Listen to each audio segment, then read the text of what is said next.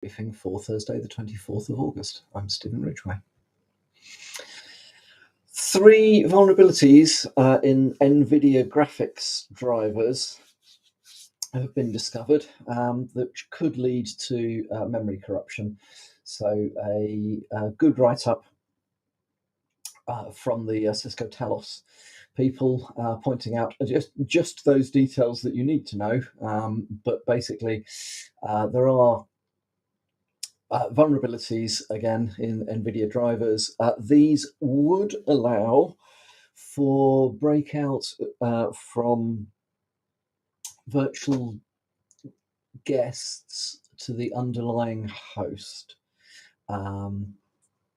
So it is definitely something that if your hardware is using NVIDIA graphics drivers, they then recommend you look for patches. Updates are available, so recommend that you apply those patches ASAP.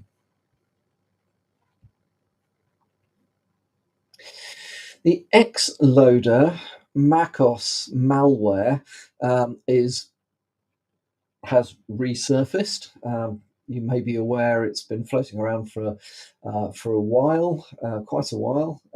It was originally, I think, Windows focused since 2015, but there's been it was ported to target macOS in about 2021. Leveraging Java dependencies for operation. There was an advisory published by SentinelOne on Monday that there is a new iteration of this, self-sufficient, programmed in C, and also carries a legitimate Apple developer signature, i.e. it's going to get past some of the built-in protections within Apple.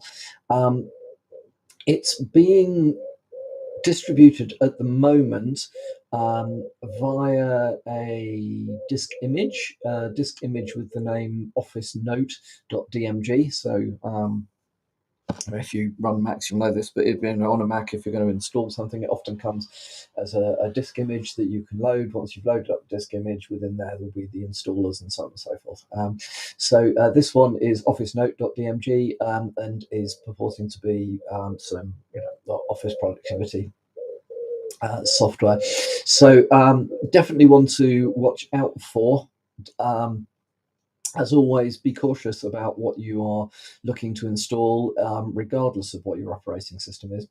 No operating system is immune to well-targeted malware these days. So although Macs are, to some extent, better protected than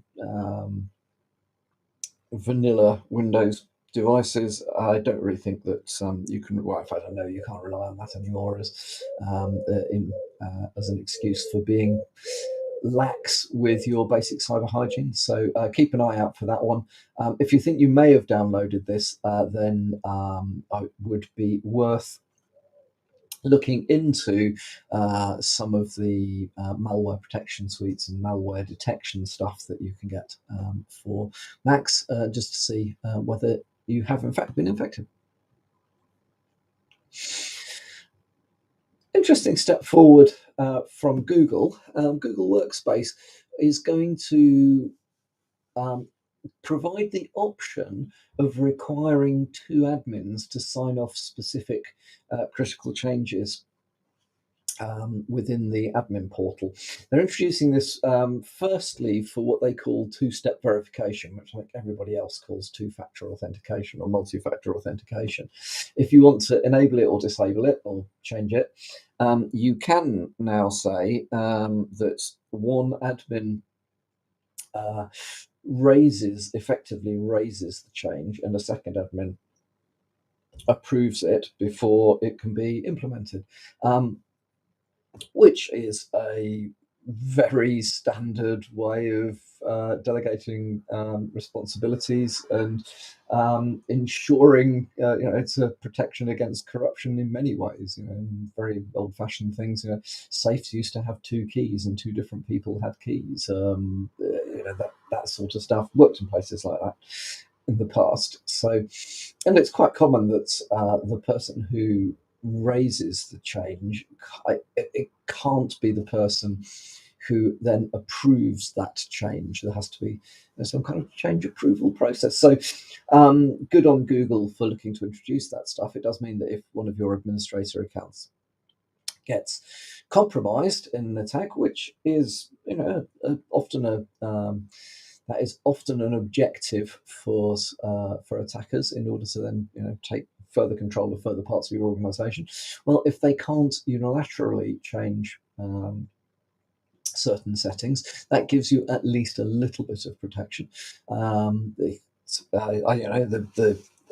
It isn't full protection because if they manage to compromise one admin account, there is potential they could compromise two.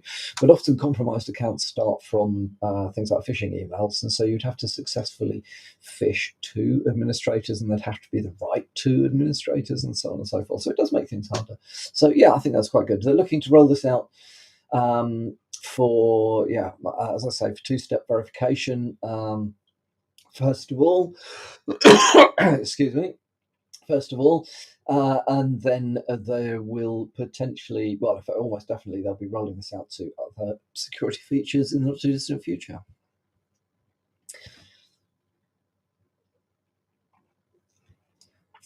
Danish hosting firm Cloud Nordic, excuse me, Cloud Nordic and A0 Cloud have suffered ransomware attacks.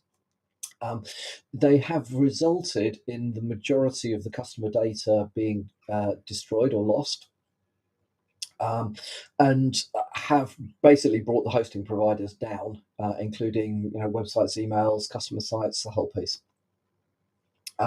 It is a wake-up call, I think, to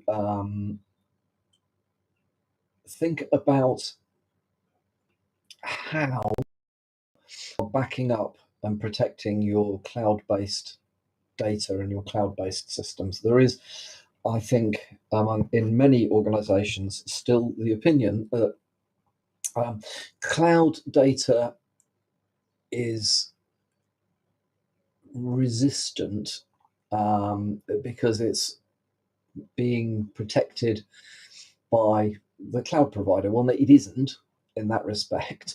So it's not you can't rely on the hosting provider's resilience in order to recover your data if the cloud provider fails to look after the stuff in the background. I mean, basically, they're not backing your stuff up so much as they're providing a sophisticated infrastructure where things will move around, so you are resilient against certain sorts of hardware failure.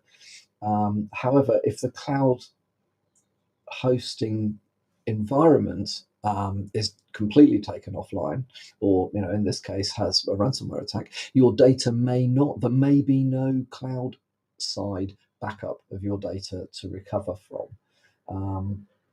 I don't think this is very well thought out by a lot of organizations. I think the assumption is that if it's in the cloud, it will always be there.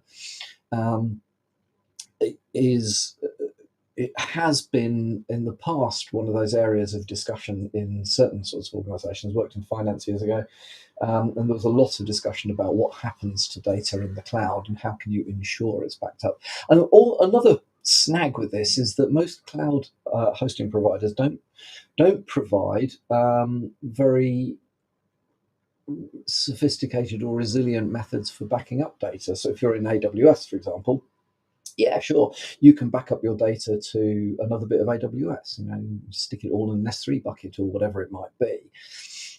But that still gives you the issue that it is within the cloud, it's within that vendor's cloud environment. Cross-cloud backups, they must be out there. I haven't actually personally looked into them, but getting data out of one provider into another provider is potentially expensive, potentially complicated, and equally potentially slow. So it's something that is worth thinking about. If nothing else, it might be worth thinking about understanding how you would rebuild any key uh, application servers that you run in the cloud, and then what data do you need to be regularly exporting, and do you have an export import process with these apps that will get you back to where you need to be. Same's true for SaaS apps.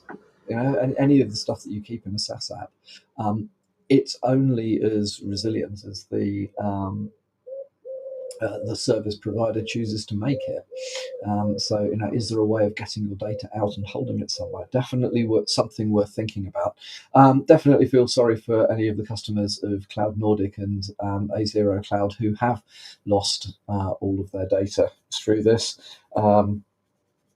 It looks like the hosting provider is not in a position, and is neither in a position to pay nor willing to pay the ransomware gang in order to try and recover the data. But equally, something to bear in mind is you've got no idea what state the data's in, even if you do get the decryption key, because it's all been, you know, potentially modified, potentially has been accessed. It might leak. It may leak anyway. You don't know whether it's all still trustworthy or not, unless you've got some very good methods of assessing whether the data that you manage to recover via the recovery key is actually the data that you expected to be there. You can't trust it anyway. So yeah, do feel sorry for the customers, and but again, you need to think about protecting your own data, because there's a limit to what the cloud providers are going to do on your behalf. So that's all from me for today. Hope you have a good Thursday, and I will speak to you all again tomorrow morning.